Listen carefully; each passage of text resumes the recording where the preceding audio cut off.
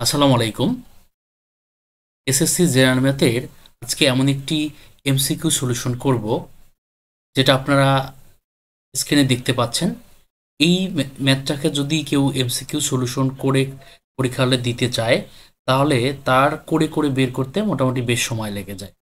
এইটাকে যদি আমরা ক্যালকুলেটরের মাধ্যমে চেষ্টা করি তাহলে দেখা যাবে খুব কম সময়ের মধ্যে অর্থাৎ 5 থেকে 10 সেকেন্ড সময়ের মধ্যে সেই ম্যাথটাকে সলিউশন করতে পারবে। আজকে দেখাবো এই প্রসেসটাই আসলে কিভাবে আমরা ইজিলি এবং খুব কম কম সময়ের মধ্যে আমরা করতে পারি। এটা এসএসসি জেনারেল ম্যাথের 3য় অধ্যায়ের একটি অঙ্ক। ঠিক আছে, আমরা তাহলে এটা ক্যালকুলেটরের মাধ্যমে দেখি যে আমরা কিভাবে করতে পারি। ওকে,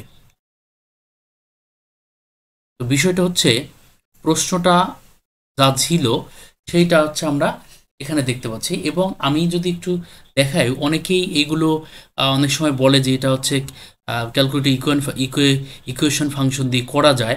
আমি যদি একটু ইকুয়েশন ফাংশনটা দেখাই, যেমন এখানে 5, যেমন আমরা হচ্ছে মুড, এই যে এখানে মুড বাটনে প্রেস করলাম, দেন হচ্ছে 5 যেখানে আছে 5 লেখা সেখানে ইকুয়েশন আছে। তো ইকুয়েশন বাটন অর্থাৎ 5 যদি প্রেস করি তাহলে আমরা 4টা অপশন পাবো, 1 নাম্বার, 2 নাম্বার, 3 নাম্বার, 4 নাম্বার। এইখানে দেখা যাচ্ছে এই ধরনের ইকুয়েশনগুলো সলভ করা যাবে যদি এক্স এর পাওয়ার বা এখানে এ চলকের পাওয়ার সর্বোচ্চ 3 পর্যন্ত থাকে, তাহলে এই অপশনগুলো দিয়ে করা যায়। কিন্তু এই 3-র বেশি পাওয়ার হচ্ছে 4 এখানে, তাহলে এই যদি এই চলকের পাওয়ার সর্বোচ্চ পাওয়ার যদি 3-র বেশি থাকে তখন কিন্তু আর এই অপশন দিয়ে করা যাবে না। তখন আমরা কিভাবে করব সেটা একটু আমরা দেখব। তাহলে এটা করার জন্য আমাদের প্রথমে এই যে যেখানে আমাদের প্রশ্নটা দেওয়া থাকবে সেটাকে আমাদের ক্যালকুলেটর তুলে নিতে হবে। এটা তোলার জন্য আমরা প্রথমে আলফা বাটন এবং এই এর পরিবর্তে আমরা ক্যালকুলেটর সবসময় এক্স তুলে নিব। এক্স তোলার জন্য এই যে ব্র্যাকেট যেটা দিয়ে আমরা ক্লোজ করি সেটাতে প্রেস করব, তাহলে আমরা এক্স পাবো। এবং পাওয়ার তোলার জন্য এই যে এক্স এর উপরে পাওয়ারে এখানে একটা খালি ফাঁকা বক্স দেখা যাচ্ছে, সেটার উপর প্রেস করলে আমরা এখান থেকে উপরে পাওয়ার দেওয়ার অপশন পেয়ে যাব। এখান থেকে 4 বসাবো, তারপর হচ্ছে আমরা এই রাইট বাটনে প্রেস করে এখানে তারপর মাইনাস দিব, তারপর কত আছে 4, এর পরিবর্তে আমরা এক্স তুলবো, তাহলে আলফা এবং এই বাটনে প্রেস করলে আমরা এক্স পাচ্ছি। তারপরে প্লাস চিহ্ন আছে, তারপরে প্লাস দিয়ে আমরা 3 অর্থাৎ প্রশ্নটা আমরা তুলে নিলাম। তারপরে আমাদের যে কাজটা হবে শুধু এই ক্যালকুলেশন বাটনে প্রেস করে, এখানে দেখতে পাচ্ছেন আপনারা এই যে ক্যালকুলেশন বাটনটা, এই ক্যালকুলেশন বাটন প্রেস করে এক্স এর মান বসাতে বলতেছে। এক্স এর মান আমরা কোনটা বসাবো, এখান থেকে দেখুন ক নাম্বারে অপশনে আছে এ প্লাস অন। এখানে চলকের সাথে যেই চিহ্ন দিয়ে থাকবে তার বিপরীত চিহ্ন দিয়ে মানটা বসাতে হবে। অর্থাৎ এখানে দেওয়া আছে প্লাস অন, তাহলে আমরা বসাবো কি, এখান থেকে মাইনাস অন দিয়ে তারপরে আমরা সমান সমান বাটনে প্রেস করব।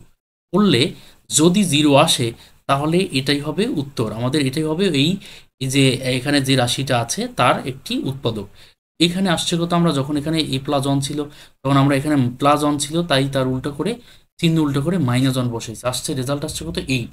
তার মানে এটা এটার উৎপাদক না। তারপরে এই ঘ নম্বর অপশন আছে কি A+2, তাহলে এখানে আছে +2, এর সাথে চলকের সাথে +2 আকারে আছে। তা আমরা কি বসাবো, আবার ক্যালকুলেশন বাটনে প্রেস করব, দেন হচ্ছে আমরা এখান থেকে কি বসাবো, -2 এর বিপরীতে বসাবো, বসিয়ে আমরা সমান সমান দেবো। আসছে কত 27, তার মানে এটাও এটার উৎপাদক না। তারপরে এদিক থেকে যদি আমরা এই ঘ নাম্বারটা অর্থাৎ A-2 আছে এটাকে যদি একটু ট্রাই করি, তাহলে আমাদের ক্যালকুলেশন বাটনে প্রেস করতে হবে, এখানে এর সাথে এটা -2 আকারে আছে, তাহলে আমরা এটা +2 আকারে বসাবো, +2 দিয়ে আমরা সমান সমান প্রেস করব।